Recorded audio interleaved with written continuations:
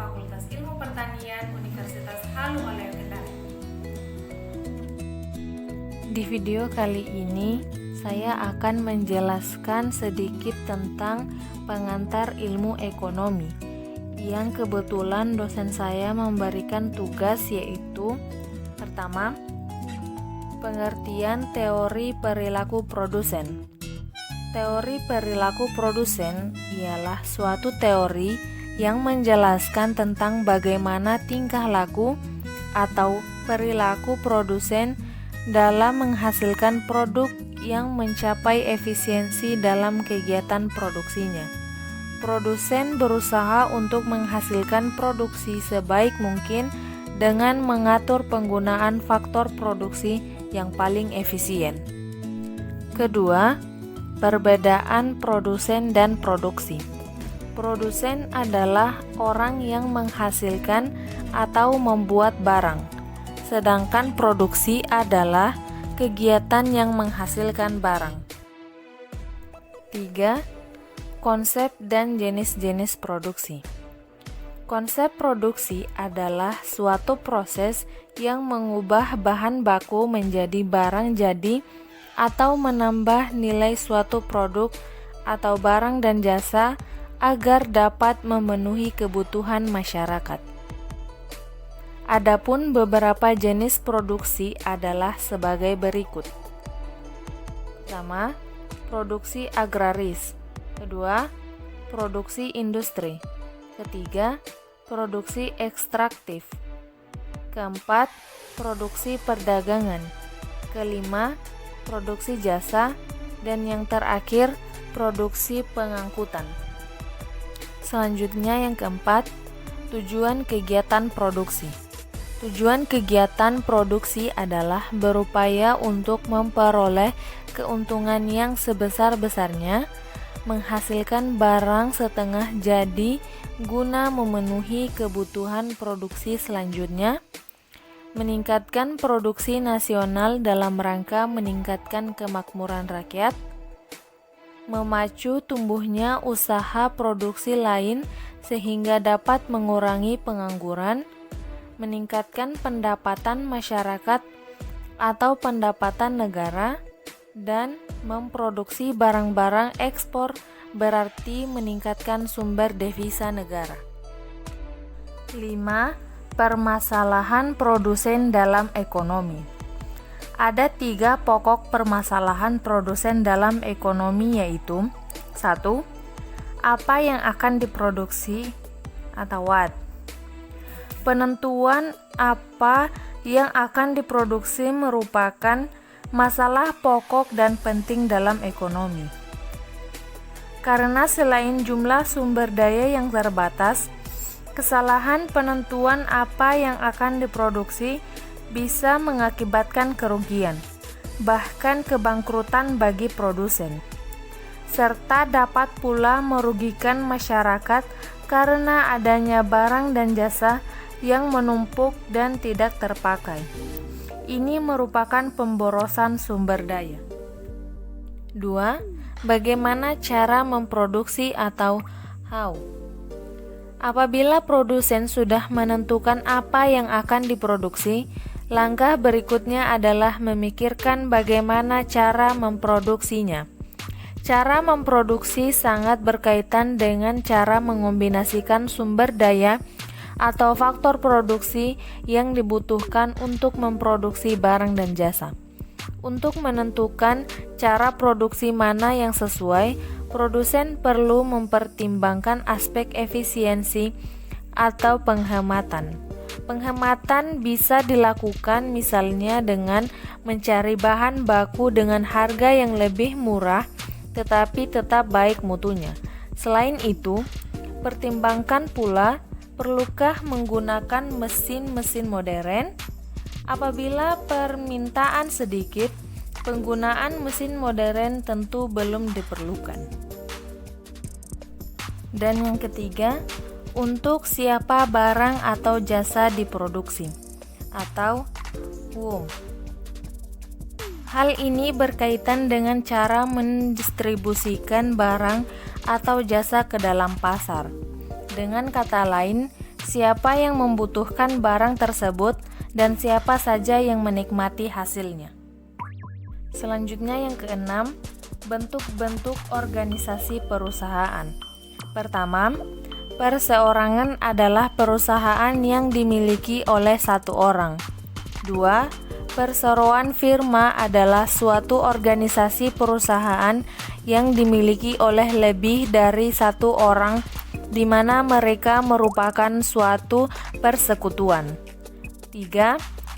Perseroan komanditer atau CV adalah suatu organisasi perusahaan yang dimiliki lebih dari satu orang, di mana mereka merupakan suatu persekutuan. Keempat, perseroan terbatas atau PT adalah perusahaan yang modalnya terdiri atas saham-saham, di mana saham-saham tersebut dimiliki lebih dari satu orang. Kelima, koperasi adalah organisasi ekonomi rakyat berwatak sosial, beranggotakan orang-orang atau badan-badan hukum koperasi yang merupakan usaha bersama berdasarkan azas kekeluargaan. Dan yang terakhir, perusahaan negara adalah perusahaan milik negara yang dikelola oleh negara atau BUMN. Dan yang terakhir, kelebihan dan kelemahan bentuk-bentuk organisasi perusahaan. Pertama, perseorangan. Kelebihan perusahaan perseorangan antara lain: pertama, memiliki kebebasan bergerak, yang artinya pemilik badan usaha perorangan memiliki kebebasan dalam setiap kegiatannya, termaksud dalam pengambilan keputusan, semua berada di tangannya. 2. Pembayaran pajak yang rendah. Untuk perusahaan perorangan, tidak dipungut pajaknya oleh pemerintah, yang terkena pajaknya hanyalah pemilik, yaitu pajak penghasilan. 3. Mendapatkan semua keuntungan. Karena merupakan perusahaan perorangan yang dimiliki oleh satu orang atau individu, maka semua keuntungan yang dihasilkan bukan tidak mungkin diperolehnya. 4. Tidak ada peraturan yang ketat. Jika dibandingkan dengan badan usaha lain seperti firma, CV maupun PT, akan ada banyak peraturan dari pemerintah. Tetapi untuk perusahaan perorangan, maka akan lebih bebas. 5. Rahasia perusahaan aman. Karena merupakan perusahaan perseorangan, maka rahasia perusahaan dijamin akan aman dan tidak akan bocor ke orang lain. Karena pada berbagai usaha, formula rahasia perusahaan bisa jadi adalah kunci di balik kesuksesan suatu usaha. Keenam, pengambilan keputusan yang cenderung cepat. Keputusan yang diperlukan dalam perusahaan perseorangan akan dapat cepat diambil karena pemilik perusahaan bisa mengatur keputusan yang dianggap terbaik dan paling menguntungkan untuk perusahaan tanpa ada campur tangan dari pihak lain. Ketujuh, lebih mudah mendapatkan kredit perbankan. Karena dalam perusahaan perseorangan, pemilik juga menjamin kekayaan pribadinya, maka akan lebih mudah mendapatkan kredit karena resiko yang lebih kecil. Dan yang terakhir, biaya organisasi yang relatif rendah bahkan tidak ada. Karena dalam perusahaan perorangan tidak terbagi menjadi banyak bagian seperti pada PT, maka biaya organisasi yang perlu dikeluarkan akan sangat rendah.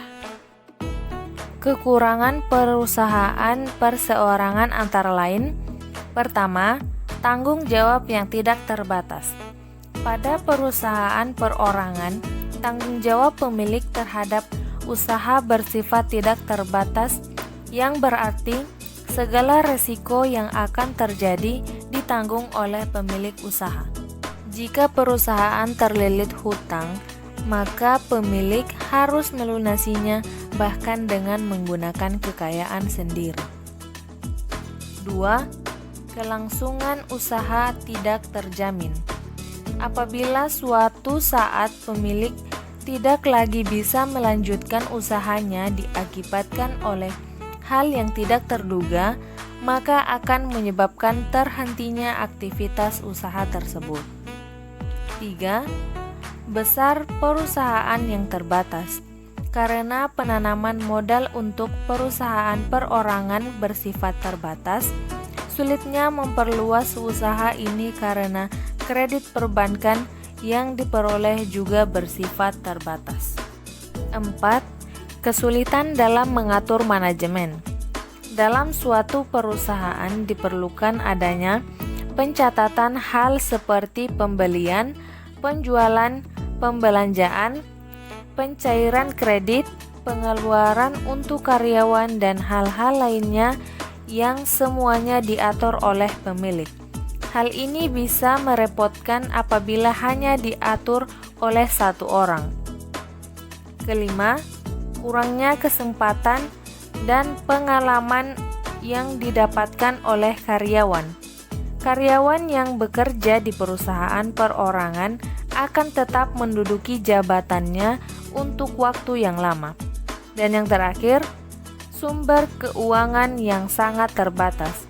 Karena hanya memiliki satu pemilik, maka pendanaan atau modal yang bisa didapat bergantung sepenuhnya pada kemampuan pemilik. 2. Firma. Kelebihan organisasi perusahaan firma antara lain: pertama, modal yang dimiliki oleh badan usaha firma jumlahnya lebih banyak dibandingkan dengan usaha perseorangan. Maka dari itu, firma akan lebih mudah mengembangkan bisnis. 2. Firma memiliki struktur organisasi yang jelas dan dilindungi oleh badan hukum di Indonesia. Dengan adanya struktur organisasi yang jelas, tentunya firma akan lebih mudah untuk mengatur dan membagi tugas yang terdapat di dalam perusahaan. 3. Untuk mendirikan badan usaha firma tidak diperlukan akta, sehingga pendirian badan usaha lebih mudah dilakukan. 4. Lebih mudah memperoleh modal dan pinjaman modal. Ini akan berpengaruh dalam proses pengembangan bisnis. Jika memiliki modal yang banyak, proses pengembangan bisnis akan lebih mudah dilakukan dan tentunya keuntungan besar akan mudah didapat. Dan yang terakhir, keberadaan badan usaha lebih terjamin karena firma telah diatur di dalam undang-undang. Kekurangan firma antara lain: pertama, mudah dibubarkan atas permintaan dari satu pihak. Karena dibangun dari persekutuan dua orang atau lebih, firma mudah dibubarkan. Pembubaran bisa dilakukan oleh satu pihak atau lebih.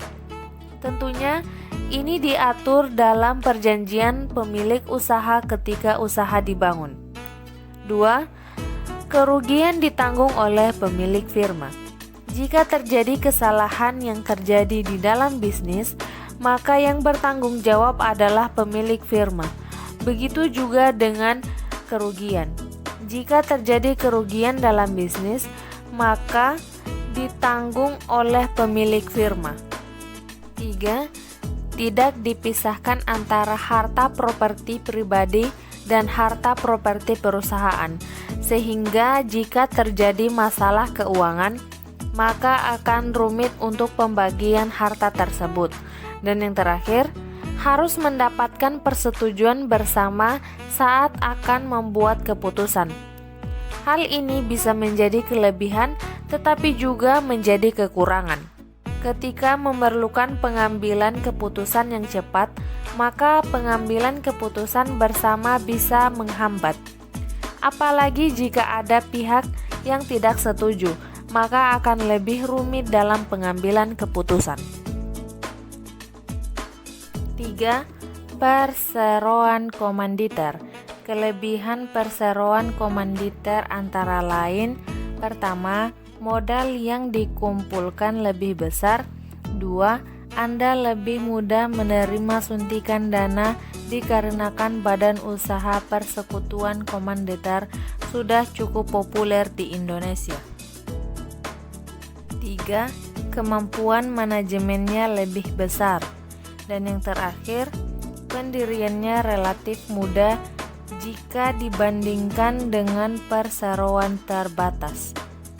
Kelemahan perseroan komanditer antara lain: pertama, sebagian anggota atau sekutu di persekutuan komanditer mempunyai tanggung jawab yang tidak terbatas. 2. Kelangsungan hidupnya tidak menentu. 3. Sulit untuk menarik kembali modal yang telah ditanam, terutama bagi sekutu pimpinan. Itulah tadi video singkat dari saya, semoga bermanfaat. Jangan lupa like, komen,